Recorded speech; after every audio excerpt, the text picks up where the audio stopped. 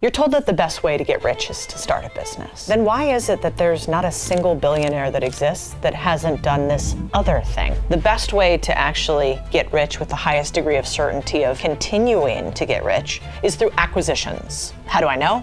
Because the richest people in the world have all done it. Amazon, that's done 110 acquisitions. Google, that's done 200 acquisitions. In fact, if you go to the richest people in the world and look at the Forbes 100 list, not a single person on there hasn't done an acquisition. But here's the problem. You don't have any money to go out and buy businesses. And two, where do you find businesses that you could buy if you don't have tons of money? So for the first time ever, I'm going to do a masterclass for you guys so that you can do what the richest people do in order to make massive wealth. And that's find businesses where they want to sell to you and they want to use the profits of the business to do it. By the way, this is going to be a long video. If you don't have the attention span, do you really think you have what it takes to get rich? So let's talk about first, why is it that acquisitions make sense? This is going to be very short because today the biggest thing I want to focus on is the thing that nobody actually tells you, which is that all around you are a series of diamonds in the rough. They just look like rocks to you, and we've got to go find them. Let's talk about why acquisitions work so well. Well, 70% of millionaires in the US, they own a business. 88% of people worth $30 million or more did an acquisition and own a business. In fact, what's fascinating about acquisitions is while 90% of startups fail, 80% of acquisitions survive the first year. And in fact, acquisitions done with either seller financing or loans have one of the lowest failure rates of all businesses, about 13% from the SBA. But I think more than any of that, whether I convince you or not to buy a business is totally up to you. But the part that's interesting is, what if you just started seeing them all around? And then you could figure out if you want to do them or not. If you want to buy a business in 2025, this will be the most comprehensive guide to finding businesses that exists on the internet. And how do I know any of this? Well, we've taught thousands of people exactly how to buy and find businesses. And if we've never met before, hi, I'm Codie, and I own a portfolio of small businesses that look like this. Some of these businesses were small when they started, a couple $100,000, and some of these businesses now are worth lots and lots and lots of zeros. So I'm going to let you steal my homework today because I remember the beginning for me. I remember before I had Resi Brands, one of the largest trade franchise companies, I had fail in startup land before I realized that I just wasn't using the right skill set. You see, I've been in finance for a really long time, and I had learned acquisitions. I had never really learned how to go from $0 to $1 million in revenue. That part I think is very hard. It's called the chasm.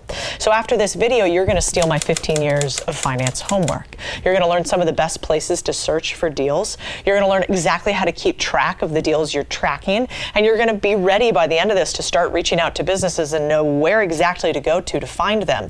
As simple as if you were looking for a home or an apartment and you went to Zillow and you narrowed your search criteria and you tapped on them and you knew exactly what they were worth and there were market comps, it will be just as straightforward for you as it is if you were going to do a real estate deal. Now there's 4 quadrants today that we're going to break down. And I was taught these when I worked at Goldman Sachs. When I worked at Goldman and we wanted to do an acquisition, there were 4 things we needed to do. First, we'd have to define our acquisition target. That is typically called your deal box. Then we have to talk about, are we going to go on market, aka to the Zillow of business buying, and find the deals that are already listed? They got the sign out front, theoretically, and they're ready to go. Or are we going to go off market, which is to go search, door knock, find the proverbial businesses that are for sale. And then how do we target them? So once we know where the businesses lie, how do we make sure that they're the right businesses for us, and how do we narrow down what the right business is?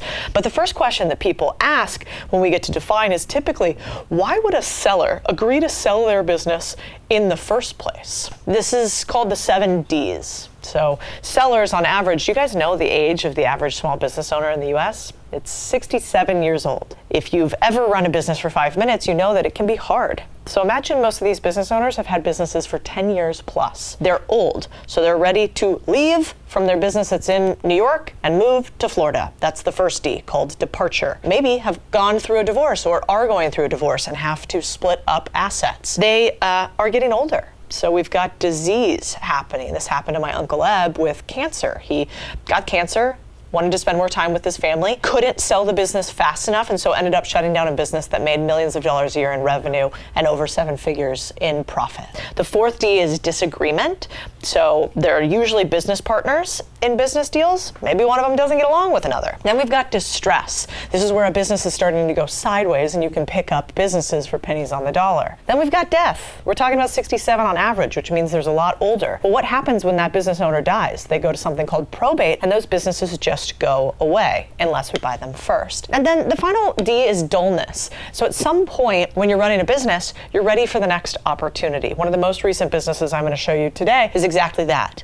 It is a business that does 7 figures in revenue, and this business owner is just ready for the next thing. They think this business isn't going to be big enough for them, so they're willing to sell or finance the deal. And I think one thing that I want you to remember is one of my quotes from one of my favorite mentors in business. His name is Sam Zell, a billionaire investor. And I want you to realize, if you watch this video, you will learn more about doing deals than you ever have before. You'll be one of the top 1%. But at some point, you're going to start realizing by the end of this, are we getting really unfair deals? Like, are these deals that Codie's helping me set up so unfair that like the business owner is getting taken advantage of? And what I want you to realize is that Sam has this line where he says, some see buying and creating value from others' misfortunes as exploitation, but I see it as giving neglected or devalued assets in any industry a new life. Now, if we understand why a business owner in general might want to sell a business, how could you get a business owner to allow you to buy a business using their money? Why would a business owner pay for me to buy their business? Well, this is called seller financing. And one of the reasons why is because seller financing can also make the seller more money. So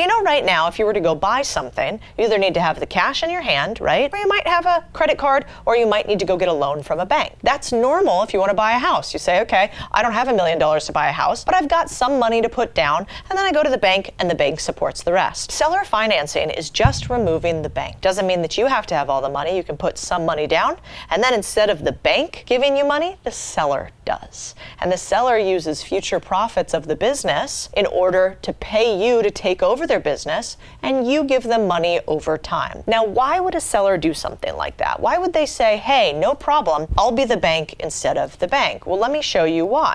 The first reason is more cash. So in this real deal, the seller of a business wanted $1 million for their business. The bank says it's not worth $1 million, it's worth $750. So you have to actually get a loan from the bank at an 8% interest rate, which means that you have to pay $750,000 plus the 8%, so that's probably another $80,000 per year with costs, etc. on it to pay for this business acquisition. So you say that's option 1, Mr. Seller. But option 2, what if I give you $1.15 million? You want $1 million. I'm going to give you $1 million plus $150,000. Now, why would I do that? Because instead, you're going to be the bank. I don't need to go through the entire banking process. I'm going to still give you a little bit of money down, but how about you give me that money at a much lower interest rate, or maybe even a 0% interest rate? I give you more money, but instead of having to pay the bank the extra couple $100,000 over the course of this loan, I pay you. And instead of you getting $750,000, you get more like $1.46 million, which is your additional purchase price plus an interest rate on the loan. Does that sound like that's interesting? Yeah, I'd rather have 750 times 2 than 750. Okay, cool, Mr. Seller. Now, the second reason why somebody might do seller financing for you is because they could pay less to Uncle Sam. And I don't know very many people that want to pay more. So in this instance, let me show you what that looks like. You could say, Mr. Seller, if we go with the bank, that means you have to do what's called a lump sum payment. You're going to pay a big, huge amount of money to Uncle Sam right now today, to the government, for getting this big purchase price. However, if you seller finance me, we'll put that payment out over the course of 10 years. By that time, your tax bracket will have decreased because you won't be a business owner anymore, which means that you'll save potentially, depending on the deal size, thousands to hundreds of thousands of dollars a year in taxes. So would you like to pay less taxes and get more money for the transaction? Of course you would. Finally, there's a truth about doing deals, which is time kills all deals. The faster you move, the more money you make. And if you want to do deals and make money, you got to move fast. So you say, Mr. Seller, do you think it'll probably be better or worse for you if we move faster? Do you think the deal's more likely to close if we move faster? And the seller goes, yeah, totally. Okay, well, look at the average loan time it takes to do an SBA loan, a standard loan from a bank, let's say, as opposed to if you seller finance me.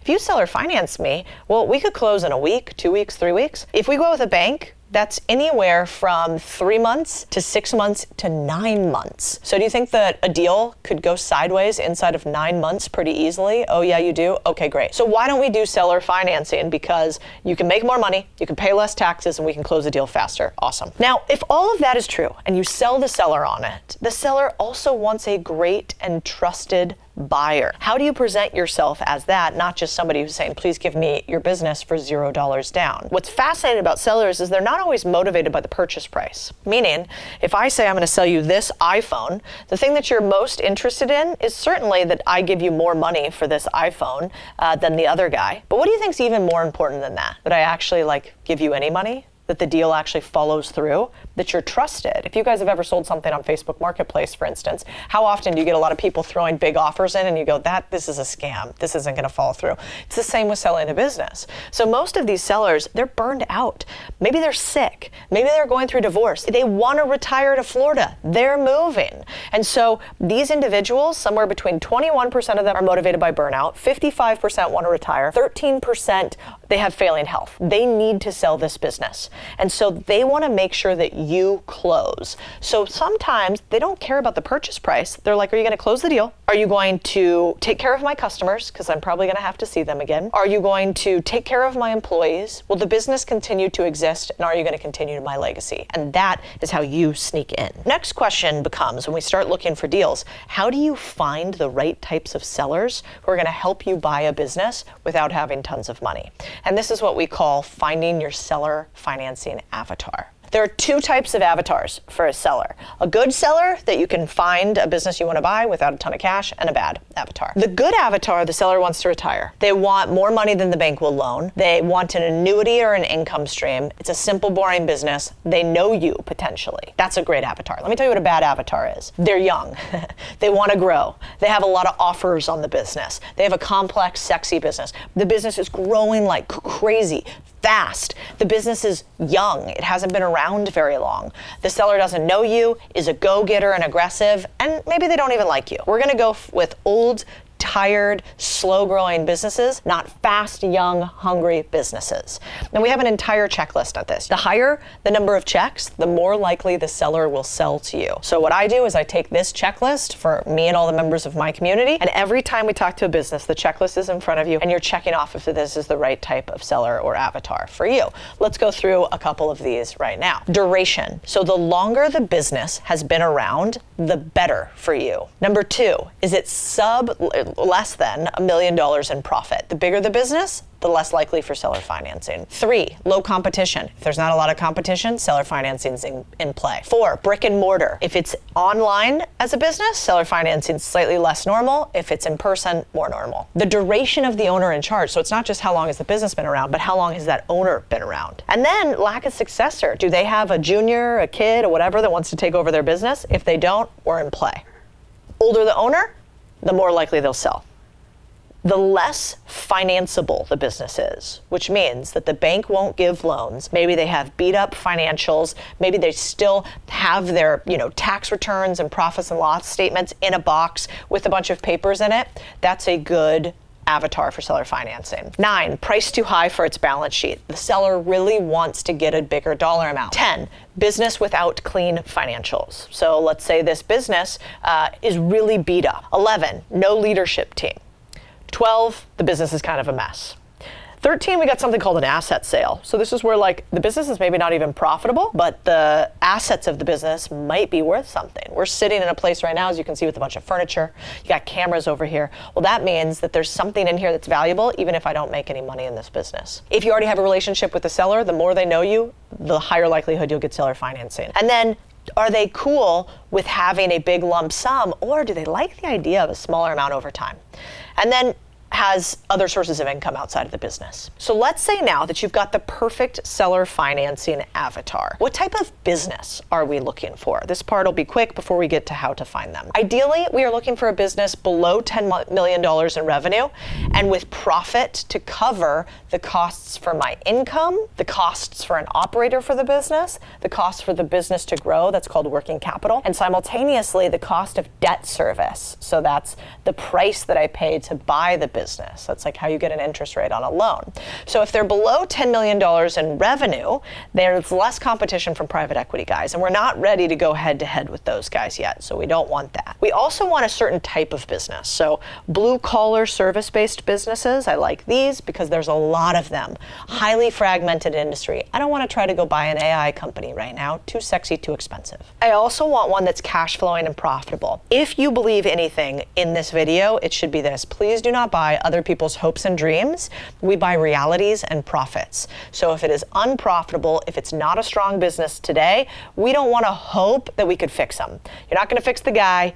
He's probably going to stay exactly how he is, ladies. You're also not going to fix the business, right? So the same idea. We don't want to buy the ugly house on a nice block and think that we can turn it around when we've never done construction before. We're not going to play that game. We also want to make sure the business has sufficient margin. That means if I pay $1 to that business, if I give $1 to the business, how much does the business keep from that dollar and then put in their pocket? I want to make sure it's at least 15 cents. So we want about at least a 15% profit margin. Then we want to have that seller financing avatar. We want that motivated seller. If it's proprietary, if it's patent pending, if it's in biotechnology, we're a pass. Because for this first deal, we're learning deal making. We don't also need to learn a complex business. If there's a broker in the middle, and you're not going to pay the broker's fee, that broker is going to get in your way. So just think about it like a real estate agent.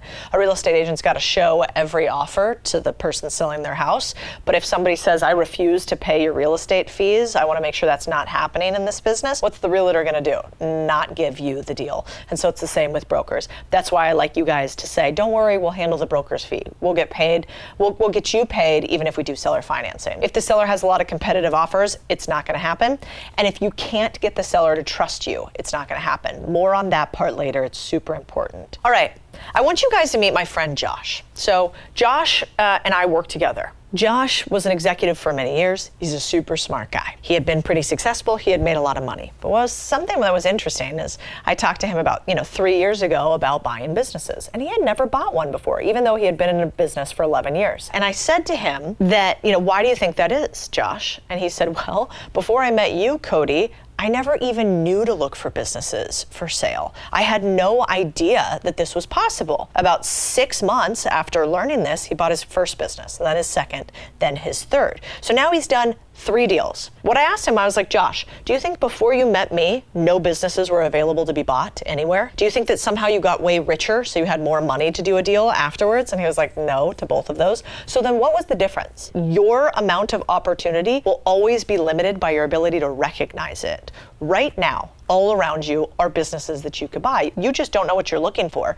So you think that they're just rocks, pebbles, totally worthless, and inside you don't actually realize that there is a diamond. I want you to think about a few ways you will never find a deal. You will never find a deal if you do not get specific about what you want.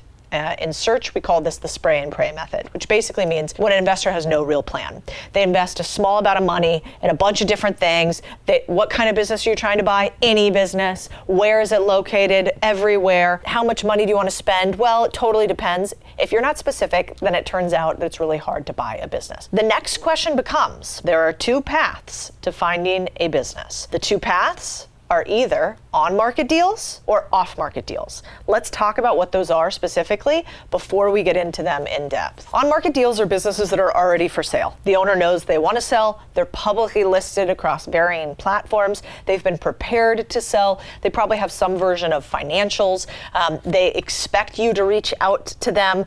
These are ready to go. It's really not that dissimilar from when you have a house listed on Zillow or Redfin and it's been prepped, the owner's ready to go, they want to move on. This means that there's visibility into the business, there's transparency in what you're going to ask for. It's potentially a much faster process. Some of the cons to on-market deals are because it's super ready, that means there's more competition, right? If you find a house that's not listed for sale yet, maybe you could get it for cheaper.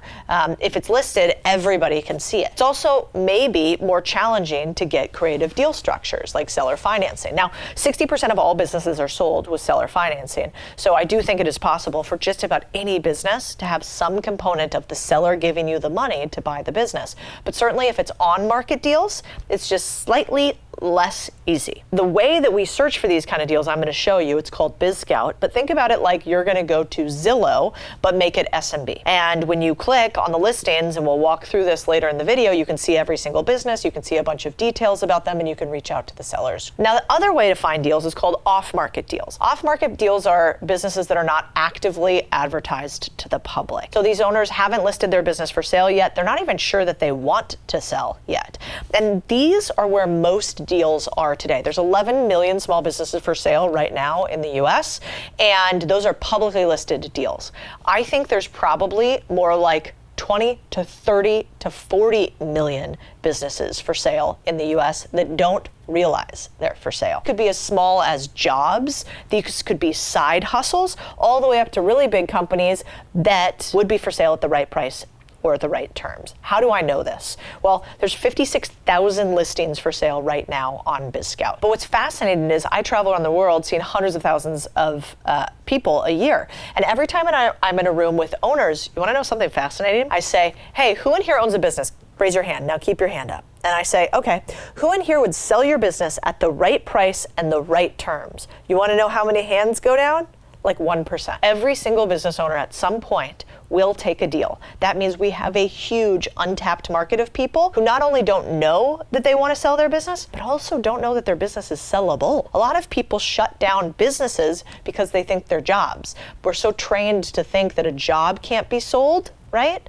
That we don't realize that our business can be sold even though it feels like a job. Now, there's some cons to off-market deals though. They take longer, you have to educate the seller more, you've got to go find the deals, but this might mean that you get to pay less and you get to negotiate a lot better. So I think about it, and we're going to teach you all the ways to do off-market deal listing, but I think about it a little bit like door knocking. You go to a neighborhood you like, you send a nice little letter, hey, I want to buy a house in this neighborhood, I'm having a baby, I'm not a psychopath, would you want to sell to me, right? That's off-market deals. Now, both can work. The difference between your two is on-market deals take faster moves, potentially you pay a little bit more. Off-market deals, a little bit slower, potentially you pay a little less. Let me show you how you can use our Contrarian Deal Box in order to nail exactly the right type of business that you want. By the way, what's really cool is after you guys fill this out, we have one of the largest marketplaces of small businesses listed, and so you can actually use the deal box and it will custom send deals to you based on your parameters. Okay, now, this is called a deal box. What is a deal box? This is where you figure out exactly the things that are important to you in buying a business. And we fill out every single segment of this so that when a good deal walks past you, you know. Sometimes I think about this like Neo in the Matrix. Remember how he was walking along and all of a sudden the girl in the red dress walks by. He turns and looks. When he looks back, he's about to get shot, right? In life, we get distracted by the girl in the red dress everywhere. And if we don't know exactly what we're looking for, we're gonna get distracted again. This will narrow your focus. No girls in the red dress. All right, so what are some of the requirements? First, I like to break down how much money do you wanna spend? And then you say, how much do I wanna make in a year? You're gonna fill that out as well. You're also gonna talk about how much do I wanna finance? You're gonna talk about where's the deal located? You're gonna talk about what industry is it in? Do I wanna be an owner investor? AKA I just give the money, but I don't really run anything.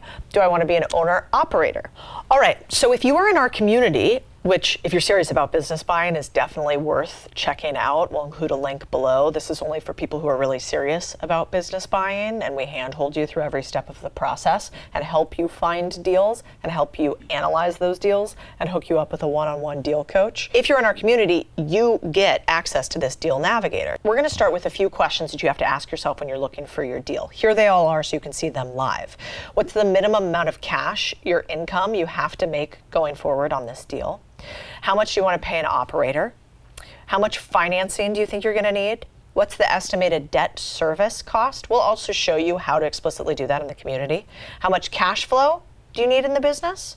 What's the minimum purchase price then and maximum purchase price? And then we got something called must-haves, can't-haves. These are things the business has to have, like I want it by me, or I want it remote, or I want it to be less than $1 million. Can't-stands would be like, I don't want to own a restaurant. That's too much work. I don't like dogs. I don't want to own a dog grooming facility. And then I also want you to think about your sector, location, number of employees, and numbers of years in business. Then we're going to take all of that and put that in your custom deal box. Then every time you look at a deal, you will look at this and make sure that this deal is actually a good deal for you. Let's walk you through a real one live. So this is from somebody by the name of Heather and Chris. They bought a sign manufacturer business in California. They needed $120,000 a year in cash flow because she wanted to replace her income. She didn't need an operator salary because she was going to operate it herself. They didn't want to use a traditional loan. They wanted to use SBA. They wanted to use seller financing, so no financing. In this business, they wanted a recession-resistant business and no license. They didn't want to have to get like a contractor's license. She wanted nothing to do with anything that had to do with cars, anything that had to do with e-commerce, anything that had to do with retail. And then it needed to be located in San Diego, and they'd like a smaller team because she hasn't run that many teams before, and wanted an operator who was willing to transition for at least a year. Cool. Now we know what she wants. So when she looked at the business, which is this sign manufacturing business that was doing $170,000 in SDE, which is a fancy way to say seller's discretionary earnings, aka the money that she makes herself in the business and puts in her profit, and $278,000 in revenue, she thought, okay, this is close. It's not my perfect 120K, but it's pretty dang close. She also liked that the business owner had a lot of work-life balance, 40 hours a week. She liked the business had been around for 12 years. It was located in San Diego. There was no license that was needed for it. And they didn't really have a lot of key man risk. She knew she could run this business too, and the owner was willing to do a smooth transition. They were also being pretty reasonable on the asking price, $275K, and they would finance the deal for her. Plus, if the business didn't make what she thought it was going to make, they could pull the price of the business down. So she was like, okay, this looks like a cool business. So now it's hitting all parts of her deal box. She is off to the races. Now we're going to go to searching for on-market deals. What does this mean? These are businesses that are listed for sale publicly like we talked about. The sellers want you to find them. They're going to include really general criteria, not everything for the business, because they often don't want their employees to know that they're selling the business. Typically, these businesses are broker represented. That means that they have a broker, just like you might have a real estate agent. They have a selling their business agent, or what's called an SMB broker. Now, there's a couple simple steps for on-market outreach. The main steps are like deal clarity. So you need to know your criteria. We went through your deal box. You're going to fill that out. You're going to search using target filters. I'll show you later in this how to set up one perfectly for you on Bizscout. That's how I search for businesses. You're also going to reach out to the listing brokers. You're going to get a vibe for what that feels like to talk to them. And then we're going to rock and roll. Now, one of the first things that happens once you start reaching out on site and saying like, double click, I want to buy that business. Do you know that the average listing gets over 100 outreaches? So every time somebody lists their business, they have 100 people in their inbox. It's kind of like a hot chick on Tinder, right? So the brokers have to screen through them and see who looks serious and who is actually going to close a deal. So I'm going to give you some pointers to make sure that you don't have what happened to this guy happen, which is basically brokers saying, no thanks, I'm going to pass. Be good, be brief, be gone. So here's what I mean by be good. I want you to be really professional. Hi, I buy businesses in the tax and accounting space. I'm looking for one located in the Southwest. I'm looking for businesses below $3 million in revenue. I see you have a listing that matches my criteria. We're looking to move forward quickly on the deal. Typical process for me is going to be that I outreach, see a little information. I'm going to obviously sign your NDA. Then I'd want to go into like maybe a 2 to 4 week due diligence, and then we close. I'd be happy to chat further if you're open to it. Great. I also want you to demonstrate financial capability. I'll show you how to do that on Bizscout. You're basically going to check a little something that shows that you're a player, even if you don't have the money to do it. I want you to indicate that you want to move quickly, like, hey, we're looking to move forward quickly. Here's my typical turnaround time, and not emotional. Also, it's really important, like this first outreach is really like that first look. You only get one chance at this, because you got to remember, everybody who's responding to this is a broker for a business owner, and they don't work for you. They work for the seller, and they work for the deal. And so how do you become a person that doesn't send dozens of messages and not get responses and have one that gets response? You've got to know that in this instance, it's all about reps. The first time you swing a golf club, it probably looks pretty ridiculous. The first time you swing a bat, the same thing. The first time you outreach, it's the same.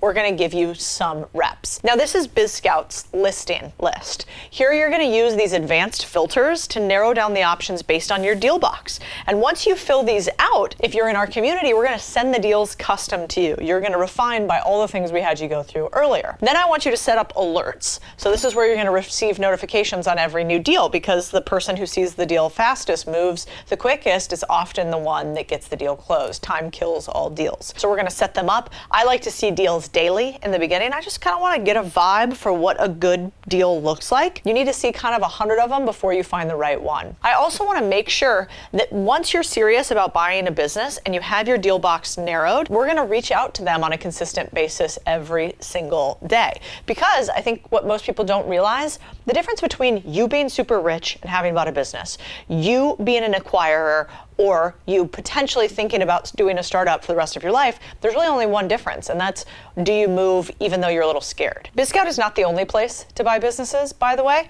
There's BizBuySell, Flippa, there's LoopNet, there's lots of locations. I just found most of them to be lacking, which is why we built our own. I wanted some place where all the deals were curated. There was no trash or slop on there, no fake listings, no outdated listings, and people actually got back to us. Now, what I'd like you to do, in a perfect world, if you're reaching out to find a business to buy, cash rewards consistency. Consistency is then contagious, and once something is contagious, it spreads. So before you do anything, I like you to have an accountability buddy, because I think if you want to go fast, you go alone. If you want to go far, you go together. I'm going to show you how a couple of people in the community have used an accountability buddy to execute faster. But in case you think this is crazy, pretty much in every aspect of your life, if you just consistently tell another person and you put down the activity on your calendar, you have anywhere from a 60 to 90% higher likelihood of achieving XYZ goal. The American Society of Training and Development found that people are 65% more likely to hit their goal if they do it with somebody else, which is why I think community is so important. You're just more likely to win if you're around winners. So quick caveat before we get into how to search for businesses directly, what does good accountability look like? I want you to identify an imperfect action plan. For outreach, what I think that means is you fill out your deal box on Bizscout, you find your accountability partner, you join a community, then you have your deal box set up automatic notifications, or you work with our deal coaches and they push things to you directly, and you say, I'm going to buy a business inside of the next 6 or 12 months, and I am going to spend at least 2 hours a week looking at it. That's your imperfect action plan. Then I want you to create an accountability statement.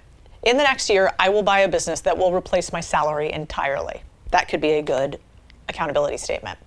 Then I want you to have a challenge where you talk to your community buddy or your accountability buddy and you say, hey, once a week I want to check in 15 minutes and see, are we doing the things that we say we're going to do? Then those check-ins will be your deadline. You're like, well, I know I got to check in with Tom on Tuesday, so I better have reached out to those businesses by Tuesday. Then I want you to celebrate the small wins. So what, you haven't bought a business yet. Every single week, you at least reach out to the number of people you say you're going to reach out to. Go buy yourself a little something, have a drink, go out to dinner, because what's also fascinating, you are 2/3 more likely to achieve your goal if you celebrate the small wins than if you only celebrate once you accomplish it. So think about that. We call it the partner, then plan, then propose, periodic updates to have a particular profit, that's your reward, where you then party about it and then you pass it on. Now let me show you how a live acquisition might happen. So this is Lloyd. Before I taught Lloyd had bought 0 businesses. Now he was a smart, hardworking guy, but he had never bought a business before. He had had some startups to like varying degrees of success, but he had never actually bought something before. Second year, he now owns 2 businesses and he works with me. How did he do it? Well, step 1, he's learning the things that you're learning today. He had a foundation, he joined the community, he set his deal box, he started moving forward. Step 2, he handled his deal clarity perfectly. That deal box got locked and loaded, and he knew how much he could afford to pay for a business or not. And because he nailed his financing first, then he nailed his must-haves and his can't-haves. His must-haves were it needed to be close to him. He didn't want to spend too much time on it, so he settled on a laundromat. Step 3, origination. That's what we're learning today. This is how to find a business to buy. And so here you can see this is the inside of Contrarian's CRM. This is where all the deals get filtered if you're in our group, and you can see how many deals you have to look at and how many fit your criteria. So he started looking. Once he had saved his deal box, he realized, wait a second, I have a bunch of stuff that's on market that's interesting.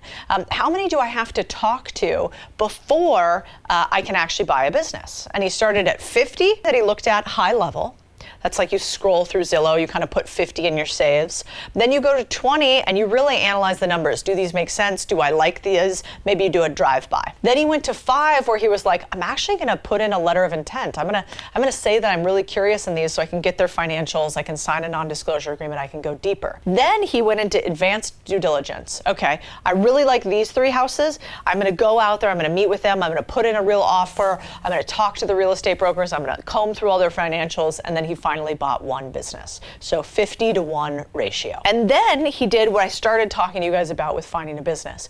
When he found this business, it was an on-market business, and he did our outreach process where he made himself the trusted resource to both the seller and the broker. He used Bizscout to dive into this business and started tracking every single one of his steps of where he was at in the business buying process. He realized that it would take him, in this case, about 3 months to close a deal. And so every single day he would update his status. You can see here he was at 14%. Because I think when you follow a proven process, you get to your goal faster. So steal my homework on this. Then he evaluated the business and said, like, is this business worth too much? Do I like this business? I call evaluating a business the keep it stupid simple method, which basically means most businesses sell for 2 to 3x revenue or 2 to 3x profit if they're smaller businesses, what's often called seller discretionary earnings. So he knew that, and he was like, okay, so this business that I like, after I've screened it down, I'm gonna buy it for 2 to 3x. Then he gave an offer, put in his LOI, then put in his binding purchase agreement and closed on the deal. At which point, he gets the NDA for the deal, he gets his accountability buddy locked in, he sources vendors to help him close the deal, he breaks down every single segment of the business just like you would a house. Hey, are the hardwoods good? Is the roof leaky? Are the lights where they're supposed to be? Wait a second, are there any other liens on the house? All of that he did for the business. That took him about 4 weeks. 4 weeks from beginning to end, and now he's moving from 14% completed to more like about 50% completed. Finally, he gets into financing. How's he gonna buy this business? Well, he, like many of you guys, didn't have a lot of cash. You know, he was an employee for a long time. He had burned a bunch of money on his startup. So he was like, I got like 30K to put down. I can put about 30K down on this business, and the rest I'm going to finance with the SBA. And so he did just about that. And that allowed him to buy a small business without having a ton of cash. Now, he used just one of these 21 other ways to finance a business that we teach, but that step allowed him to get to closing. At which point he finalizes the contracts, he puts in his offer, and he rocks and he rolls. And this same process is the one that you're going to follow. It's the one that I followed to buy first a laundromat, then a second, third, fourth laundromat, then a wash and fold company, The Fold. So my first laundromat was $67,000 a year. The second company was a $3 million a year business. And the third company, which is a software company that I just own a small part of, that's a $60 million a year business. You can layer these acquisitions the same way. I think what most people don't realize in doing a deal is that when you go to eat an elephant, you do it one bite at a time. So we do tiny little steps every day to outreach different buyers. So we do tiny little steps every single day to outreach different sellers. And that's how we get the outcome that we want. Before I get into Bizscout, and I want to break down for you how to use this tool live, by the end of it, you can create your own deal box. You can actually search for a business live, and we can find you your first business here.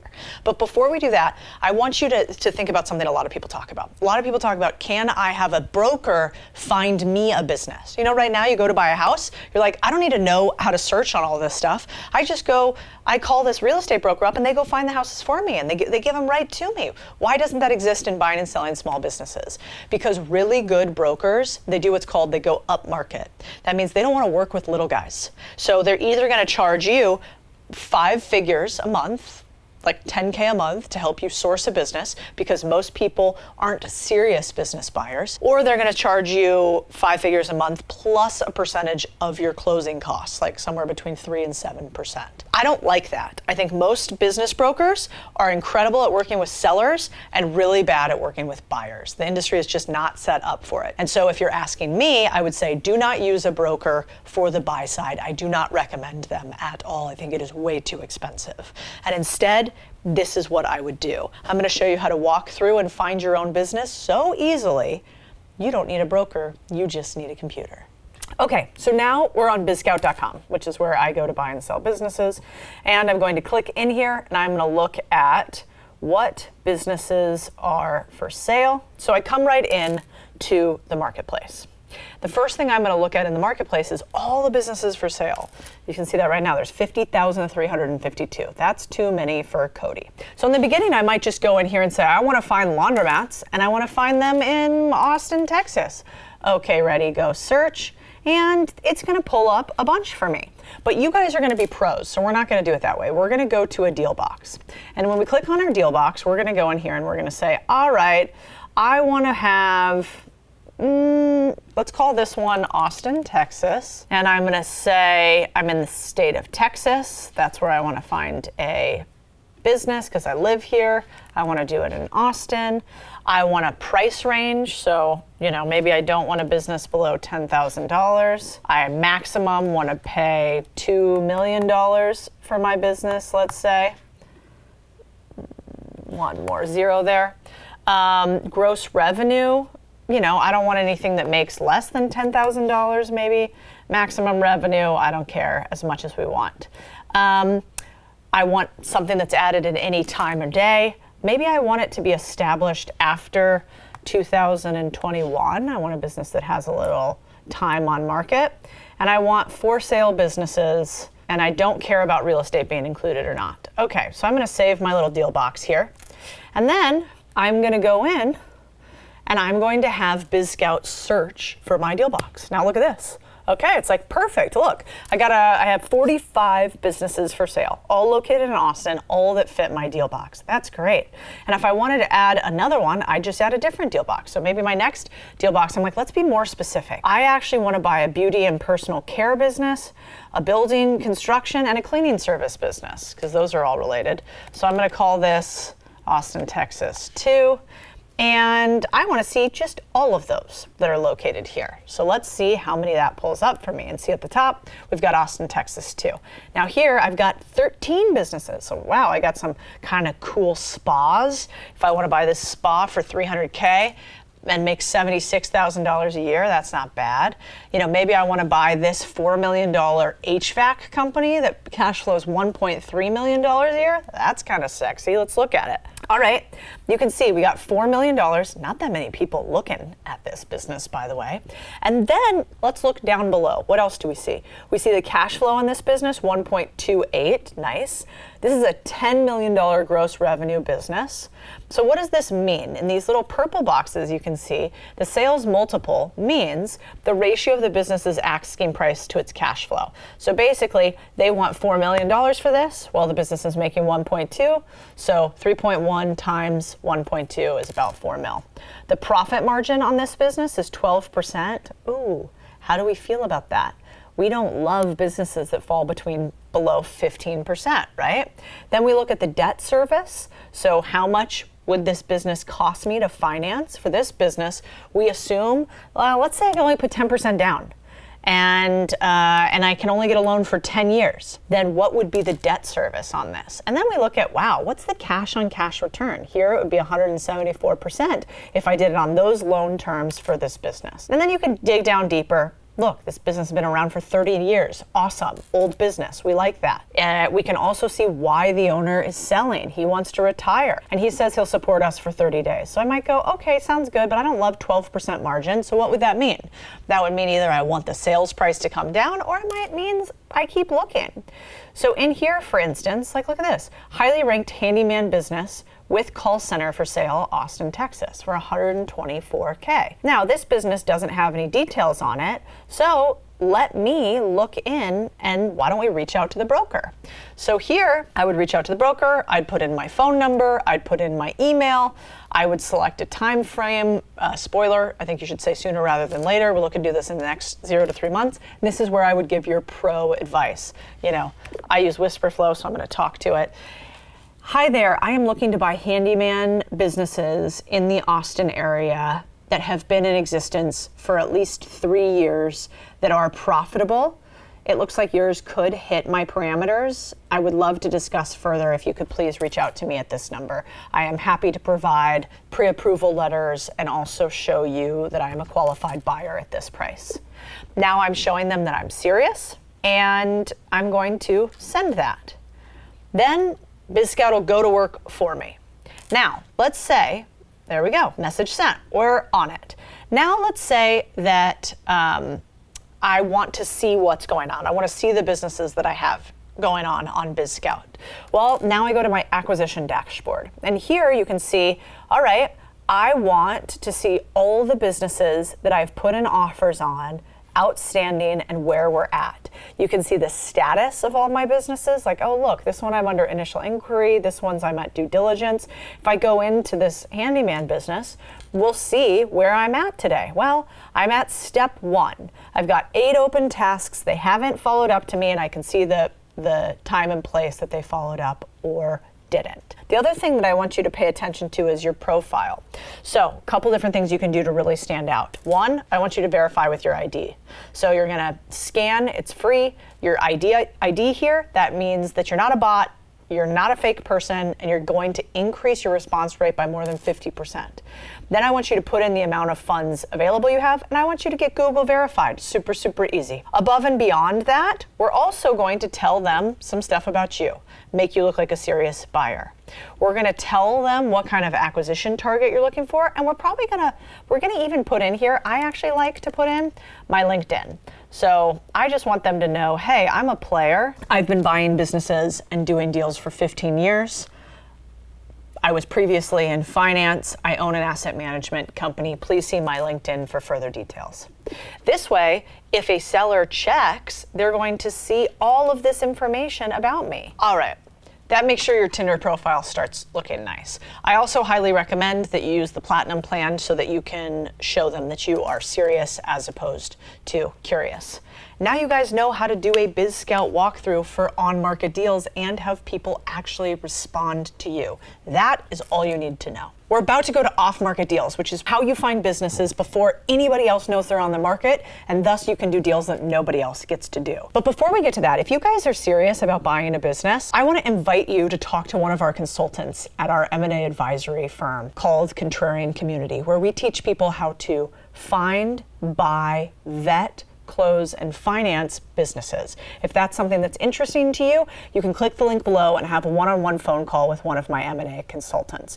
You can also see firsthand how they'll push deals to you with the Deal Navigator. And so once you fill out your deal box and they help you craft it, we'll start pushing businesses to you and making sure that you have all the tools you need to close your own business.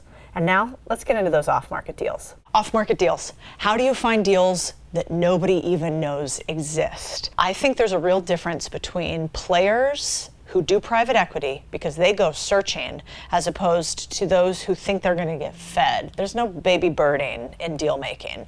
So this is about how do you find companies before they even know they want to go on sale. And I think what happens here is the more you know about doing deals, the luckier you get. It's the weirdest thing. So I remember when I was at Goldman, one of my best deal makers at the firm told me that there are only 2 things that matter to becoming a great deal maker. And I thought it was that you were incredible at financial modeling. You were super intelligent when it came to analyzing spreadsheets.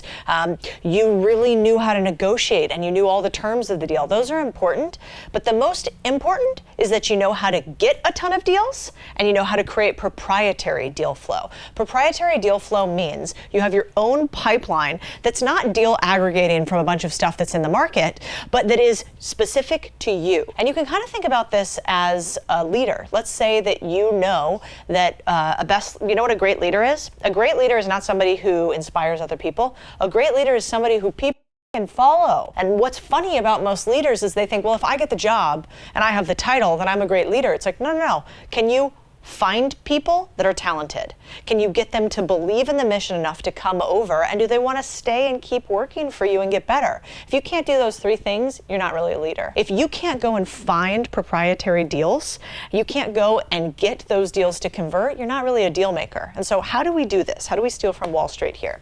Well, we focus on off-market deals and we use the quiet seller methodology. So I want you to steal my homework. It's called the quiet seller methodology, and it's how we avoid super competitive deal processes. Instead of waiting for the deals to come, we do direct outreach. So let's talk about how to do that.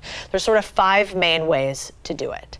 The first way is strategic targeting. So that's where you have a specific type of business you want to buy and you go after it within a target area. I think about this as sniper rifle as opposed to shotgun. The next is direct outreach. This is where you are going in an area and you're actually initiating conversations. Typically you're doing it in like centers of influence areas like a golf course, like going to the local chamber of commerce. The next is that you are using third-party deal sourcers.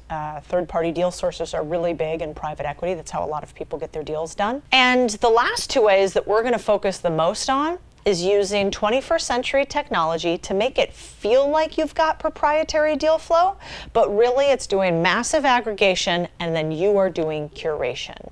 So let's break this down. All right, my favorite way to do this is Bizscout, which we're going to get into a second with our proprietary deal sourcer. But I want you to remember this quote by Peter Lynch, which is, "The one who turns over the most rocks wins." Let's say right now you're watching and you're like, I got like $20, Codie. I'm like, I don't know how I'm gonna be buying businesses. I don't have enough money to do this. Also, I'm not gonna create a proprietary deal flow search engine. I want like one business because I need some income or I don't like what I'm doing. Then I would do the Venmo challenge. Here's how this works. It's you turning your costs into profits. So what if you made money every time you spent? I want you to ask yourself the question, where are small businesses that you know and already spend on? And how would you figure that out? Well, let's look at your Venmo and your PayPal history.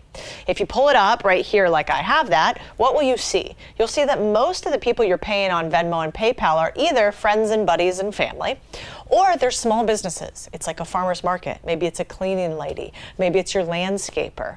So these are businesses that you have access to the seller or the owner of the business, and they take cash. It's a great way to narrow them down quickly. I take my list of Venmo and PayPal, I download all the transactions, and I put them in a spreadsheet like this. In that spreadsheet, I want to know who is the owner. Do you have ability to get to them? How much do you spend with them? How much revenue do they have? And do you think you could add value to the business? So think about it like this. My list here, you can see I've got Grizel. She's my cleaning lady. I spend $2,000 a month on her because I'm a dirty girl, but she has a lot of stuff for me. The total revenue that she has in the business, when I ask her about it, is $150,000 a year. When I talk to Grizel about her cleaning business, I'm like, do you have a website? No. Do you have subscriptions? No. Do you have employees? No.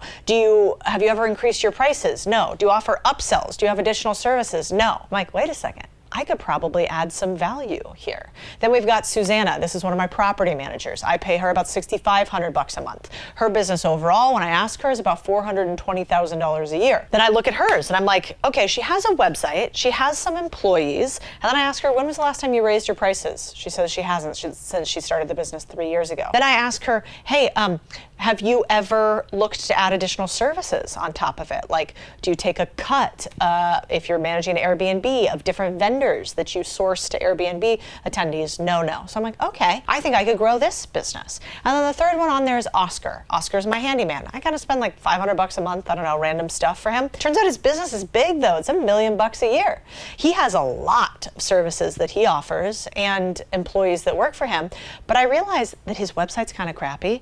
He really has no reviews on Google. All of his business is through referrals, and he has no tech incentive inserted into his business. So I'm like, I could grow this bad boy. So how this conversation happens is after I've pulled this list of people, in order to figure out if they have a real business or not, you would be shocked what people will tell you. So I just went to Grizel and I said, hey, I'm investing in and looking to own part of small businesses kind of like yours. I don't know how much revenue you do in your business, but if it's a right fit for me and you, potentially I could invest and help you grow the business if that would be interesting to you. How much revenue do you do, Grizel? And then she tells me. You can steal my script on that. I even showed you a text message I sent to one of my owners to see if they would have this conversation with me. So I sent that text, they said yes. Here's how the process goes for Venmo. You pull up your Venmo spend, you list all of the people like I just showed you, then you go through that list and you go, nah, I don't wanna own a handyman company. I don't wanna own a cleaning company. Property management, that's cool. I could own part of that. I wanna grow that. So that's your must-have list. Then you go and you have the owner conversation. You send the text message like I sent you. You have that quick one-line question you ask them to figure out revenue like I did. And then Once you have how much revenue they make, plus you kind of know what the margins of an industry are because you have ChatGPT, you can Google right now, what type of profit or profit margin is on this type of business at this size, and it will tell you. You can figure out what the business is worth. So if I go, okay, Grizel makes $200,000 a year, she has a cleaning business. I go to ChatGPT.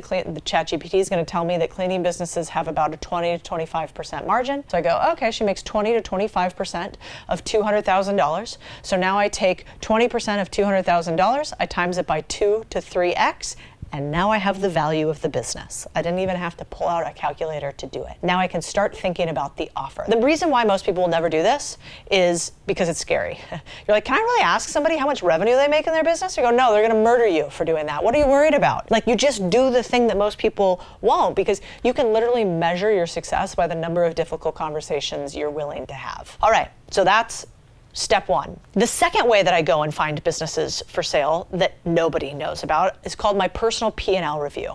You ask yourself, where do I spend money that isn't Amazon? AKA, where else do I spend money where the business is small enough where I could actually get to the owner? I want you to open up your credit card statement. Then I want you to look at what do you spend money on. You can categorize it really quickly in Excel by just filtering it. Then I want you to take out any big business. You guys know all the names of the big one. If it's Amazon, you probably can't buy it. Then I want you to list them by, okay, all of these businesses look small enough, I think I can get to the owner, or even better, I know the owner. Now, I want you to look at those businesses and think, am I interested in them, and how big do I think they are? And then I want you to start working the process. So we're gonna do the exact same thing in this spreadsheet. Who's the owner? What do they do? How much monthly spend do you spend with them? What's the total revenue, and can you add value to the business? So here's some examples. These are real businesses I did this with and taught other people how to do it too.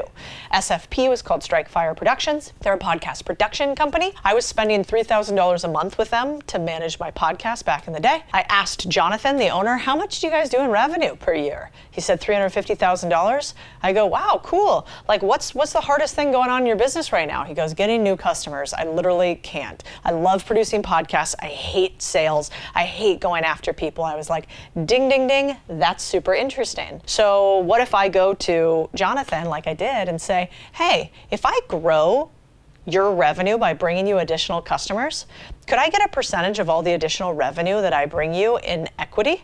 And he said, yes. And then we did the same thing with a company called Stateless. And then Michael B is my accountant. I don't own any of his business, but I went through the same process with him. Now, what are the parameters on can this work for a company or can this not work for a company? It can't be publicly listed or huge. You got to be able to get to the owner. Small enough that you can actually contribute.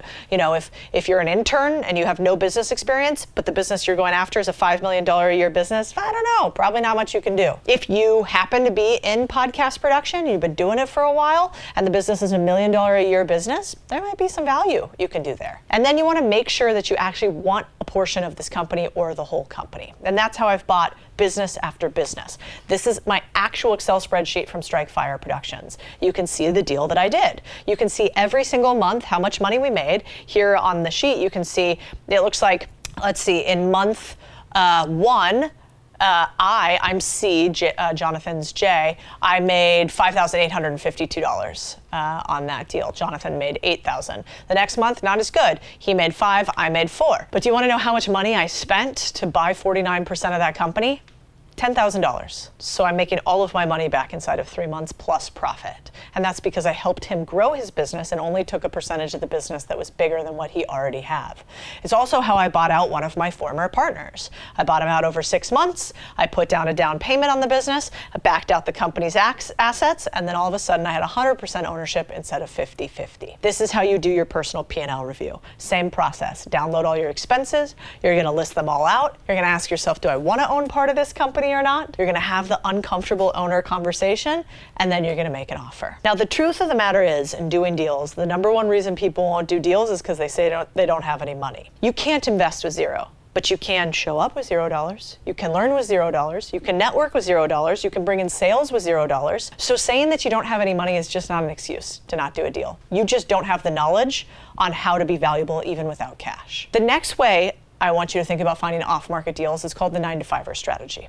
I want you to think about where you work, and I want you to look around and think about, is the business that you work in, or any of the vendor businesses that you work with, a ripe candidate for a seller financing avatar business? So, do you have an older boss? Have they been running the business for a while? Does that boss not have somebody to transition the business to? Does it seem like they're ready for the next thing? If so, you might be like one of the members of our contrarian community, Jay, who bought a business that makes $1.5 million in revenue. And how did she do it? Well, it was actually one of her former coworkers, and he financed the whole deal for her. What happened? Well, this is a real conversation from Jay. She's saying my old coworker originally wanted her to run the company for him because he knew that she had some experience, and she said no. But then when he said he would give her part of the equity, she changed her mind. And he was like, I'm about to retire.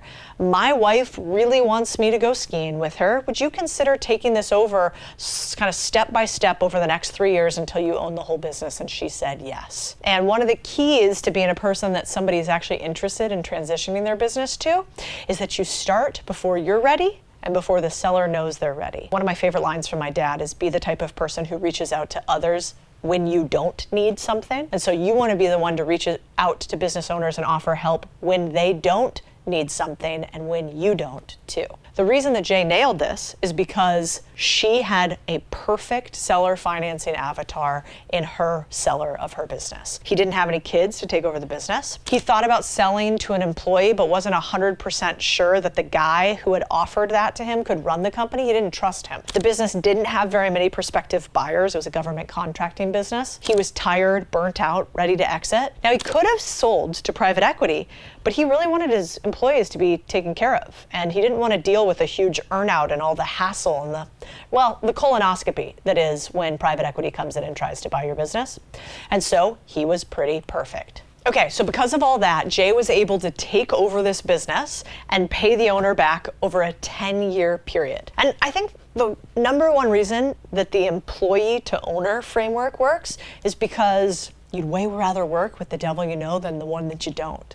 If a business owner knows that you are trustworthy and they trust you in the business, they're more likely to let you take over. Okay, I next want to go into the Rolodex ROI method, which if we're not chasing deals, right, like we do on market, if we're attracting them, how would we do that? And I'm going to give you some quick hits. I want you to go to places that you would never go to normally because they sound super boring, like the local chamber of commerce. In these businesses are a ton of 60+ business owners. And it's very easy to strike up a very specific conversation. What do you do for a living? Oh, I buy businesses. Really, that's cool. What type of businesses? Local businesses in the Southwest, in professional home services. What do you do? I own a home services business. Cool. How long have you been doing that for? 10 years. Wow, that's a long time. I bet sometimes you're ready to get out of that business too. Ha ha ha. Sometimes I am. Great. Have you ever thought about selling that business? Not saying like to put any pressure on this, but would it be interesting to see what like a third party might evaluate your business as? And worst comes to worst, you have a price and maybe some terms from somebody? Oh no, I guess that wouldn't be that bad. Great, let's meet for coffee. This is the entire conversation. You are basically saying, I buy businesses that, and I gave you your deal box that are in your deal box, and I would love to discuss further with you this beautiful business that you have. You press on the pain a little bit. I bet there are days you want to sell that business, and you are in the game. Now, the other thing that I like to do is your Rolodex is not just people that you're networking with at Chamber of Commerce events, it's also your friends and family, professionals like accountants, attorneys. These are people where everywhere they are interacting with small business owners, they just don't know it. That local coffee shop, small business. This, local restaurant, small business. How about the person who does your taxes? Maybe small business. And most of those people know tons of other owners. And those owners probably tell them sometimes that they're looking to sell, but nobody walks around saying, I buy. I am a business buyer. That's going to be different because you're going to do it. Now, if you're looking for people who are really going to refer business to you, I want you to remember this one line. The best predictor of future behavior is past behavior. So if you think somebody's going to change, they're likely not. What you're looking for in people who are going to refer deals to you is that they've referred deals before. It sounds weird because then you'd think, oh, they already have somebody to refer deals to. But that's not how it works. It's something called recency bias. You just want to be in touch with them more often than anybody else. So I want you to start saying to these centers of influence, hey, have you ever referred, somebody like a business owner to somebody else who's selling their business? And if they say no, then you go, great, nice to meet you, bye. If they say yes, you might want to keep a conversation going. The truth that I wish that I had learned about 1 billion years ago is every room you are in likely has an owner ready to sell. And your network in this space actually is your net worth. So if you can just tell people that you buy businesses, you don't even have to be good because it's not that common to buy businesses. So you can be uncommon. One of the last ways I want to talk about off-market deal sourcing is social media. Now, obviously you see me all over the place. Most people are just consumers of social media. Why am I on here all the time talking about business buying? Is it because I want you guys all to buy a business? Sure. But it's because I want you to send me your deals. I want you to tell me when you have a business you want me to invest in. I want you to list your businesses for sale on Bizscout. I've created an entire ecosystem around this. You can do the same thing. So in order to attract people, you can do something as simple as optimize your LinkedIn profile like we teach all of our members at Contrarian Community. On it, I want you to say, I buy businesses. And then you might go, but Codie, I don't buy businesses. I haven't bought one yet. And I go, but today you're declaring that you buy businesses. And on a go-forward basis, that is going to be part of your identity. I am searching for businesses to buy, and I buy this type of business. So you've got to make sure you actually share those goals and share them consistently. Once you are documenting as opposed to sharing, then more people will come to you. I also think that LinkedIn, while it is a hellhole in that DM space with messaging from all sorts of nonsense vendors who just AI slop all over it, it is also a great place for connecting with business owners. And so if you can stand out like a human, just be like, hey, Cheryl, this is Codie. I'd love to connect about your business. I see you run a local handyman business in Austin, Texas. I'm based here. Could we talk? That might actually work. And so I do that a lot on LinkedIn. And one of the things that we've seen from our members, this is an example of Aubrey doing it right here, he just goes out to family offices who own a bunch of businesses consistently, and that's where he finds most of his deals. You don't have to say anything fancy or special. You have to be good, you have to be brief, you have to be gone. The other place that is so weird for me to consider buying businesses, because I'm like just slightly too young for this, is Facebook. Facebook groups are amazing for buying businesses, because it's an older crowd, you know what I'm saying? So if you go in there and you search for landscaping businesses in the Southwest, landscaping communities, Landscapers United, you're gonna be shocked. Like, look at these. In the 20-mile radius of where I was searching, there's 3 groups with like 50 members who are all landscaping companies. The next one's another boring one for you, but boring is often where the billions are. I want you to identify industry-specific associations. So when I was in cannabis investing back in the day, I'm not a big user, I'm kind of square. So I didn't know where to go for cannabis-related deals or investing. What do? I just go online, I search for the 3 or 4 biggest industry conferences. I went to all of them, I networked like crazy, and by the next year I was keynoting one of the bigger ones. Why? Because I just went super niche into that specific industry. There are industries for everything. Coin Laundry Association. Go to Reddit, you'll find like 400,000 handyman in one location. There are conferences like this is the HVAC conference for every industry. This HVAC conference has like 8,000 attendees at it. There are businesses all over the place in these industry niches. When I wanted to invest in Latin America back in the day, I ran $1 billion in assets under management business in Latin America. At First Trust, I also had never been to Chile before. I was living in Dallas at the time, and I went and ran our business in Chile. How did I end up doing that? Because I went to a couple industry conferences, one called LAVCA, and this one was the Latin American Venture Capital Association. So I go to this association, I get to know the people in charge of it. Nobody's ever reaching out to like industry association heads. They're not like getting slammed in the DMs like Gary Vee. So when you respond and say, this is so cool, I love what you're doing, I'd love to meet with you, what do they say?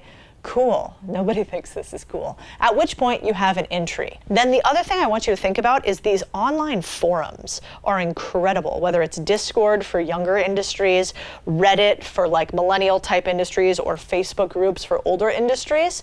They have lists on lists of people that you can probably go and buy businesses from. Slightly same vein, industry publications. Do you know that there is a publication for every single boring business industry that I can find? This is an example of the HVAC and refrigeration industry publication, which, by the way, is an incredible place to document if you want to buy a business. You're probably better off advertising for like 22 cents in this publication that you're buying an HVAC business than you are paying for Facebook ads.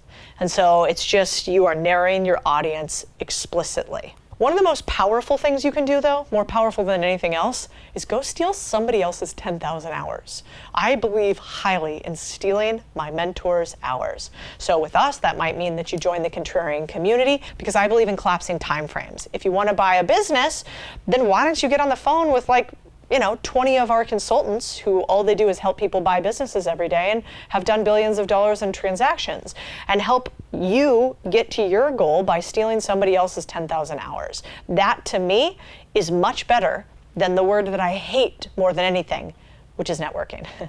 I think networking is like what people do when they are in corporate culture and have forgotten that you're human, sort of.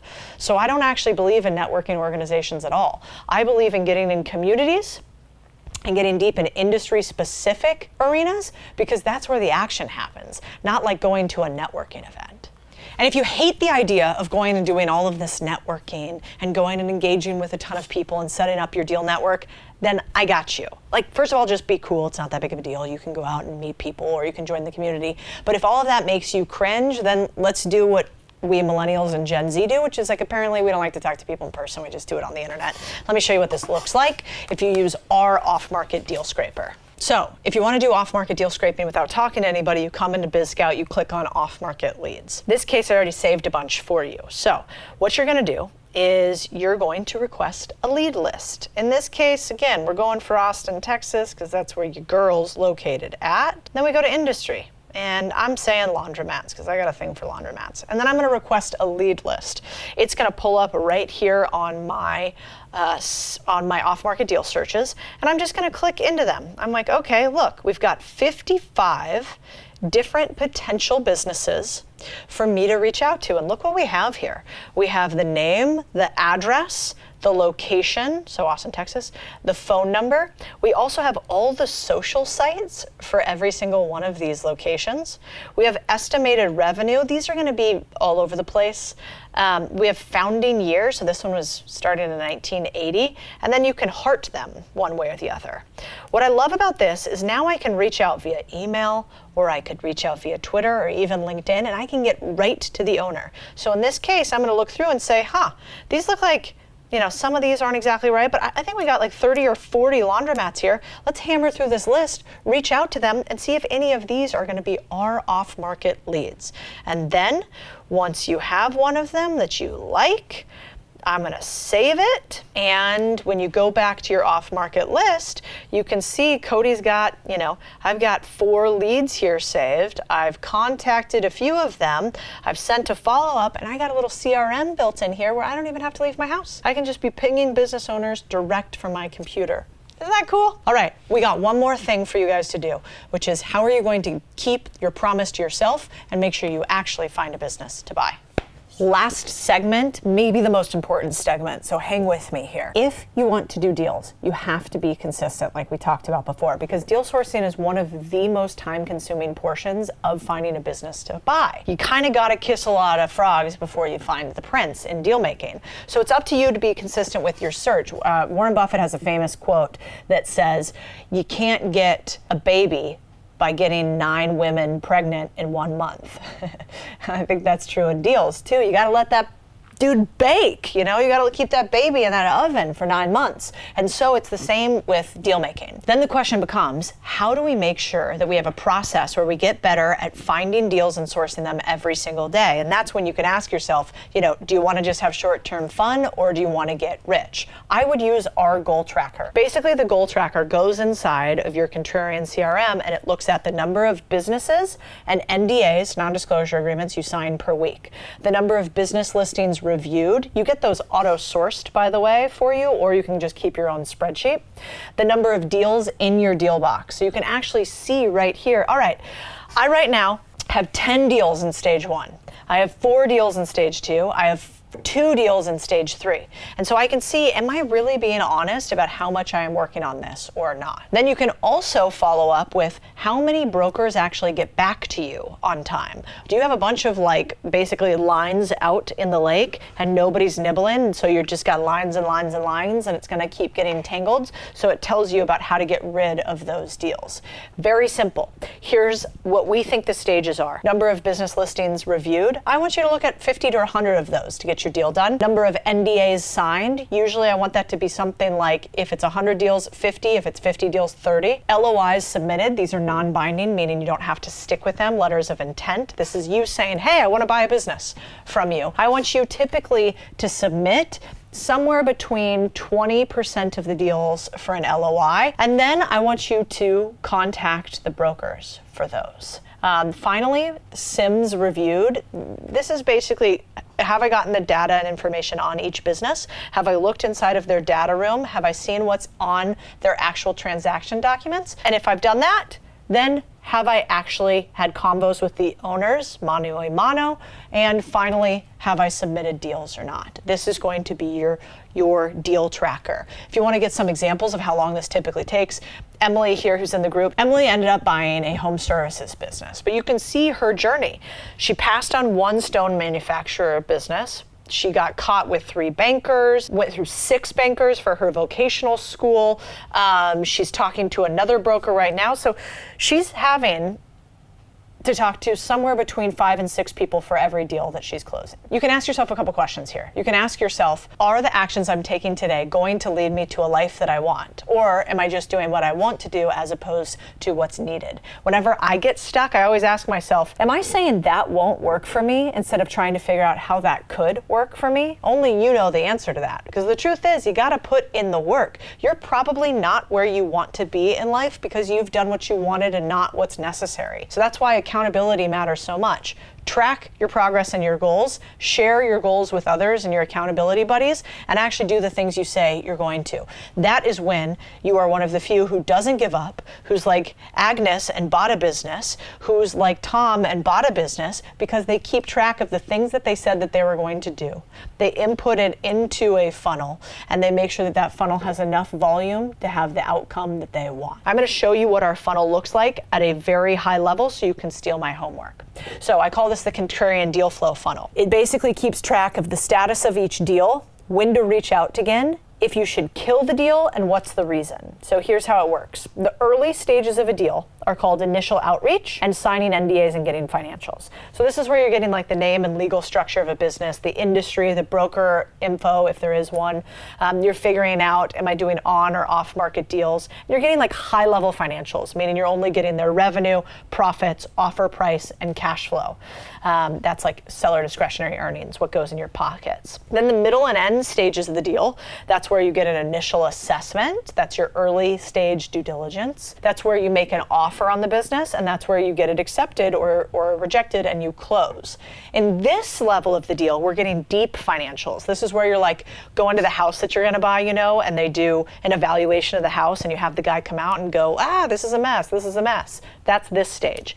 You're also gonna get a lot of operational details, the customer base. You're gonna talk to some employees. You're gonna go deep. And when we do this, that is how we eat the entire elephant, because every single day we're taking 10 to 20 minutes to move forward on our deals.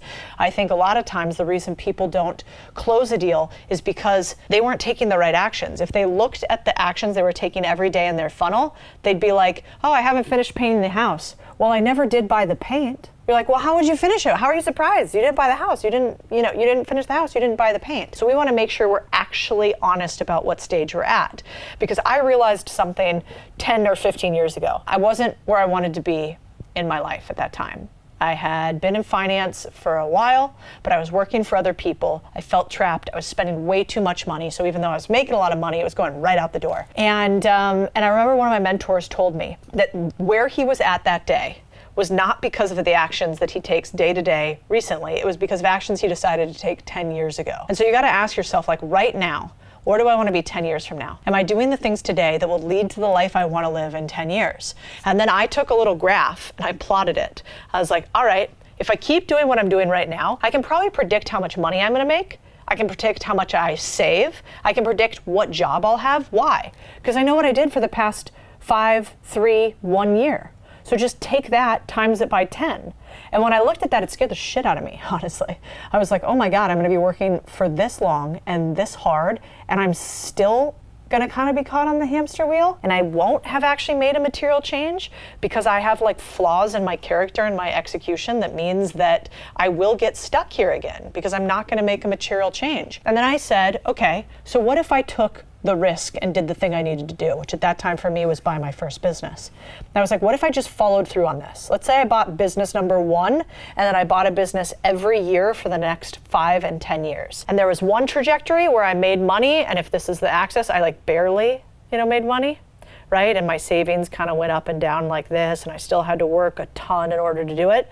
And then there was an inflection point where once I decided to buy a business, my life completely changed. So I have to ask yourself, do you believe that you will take the actions to get what you want out of this life? And if you do that, it's not impossible to buy a business. It's not impossible to find a business. It's not impossible to do deals.